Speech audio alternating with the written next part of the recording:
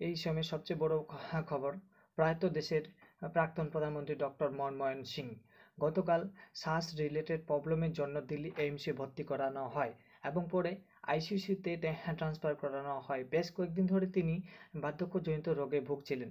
অবশেষে তিনি দিল্লির এইমসে তার শেষ নিঃশ্বাস ত্যাগ করেন। এই সময়ের সবচেয়ে বড় আপডেট, ভারতের প্রধানমন্ত্রী থেকেছেন দুইবার। ইউপিএর সময়কালে 2004 থেকে 2014 পর্যন্ত ভারতের প্রধানমন্ত্রীর ভূমিকা পালন করেছেন এবং দেশের অর্থমন্ত্রীর ভূমিকাও তিনি পালন করে গেছেন।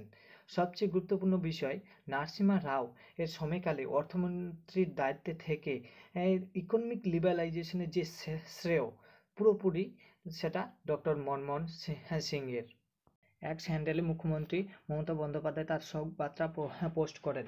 তিনি লিখেছেন, প্রাক্তন প্রধানমন্ত্রী ডক্টর মনমোহন সিং এর প্রয়াণে গভীরভাবে শোকাহত।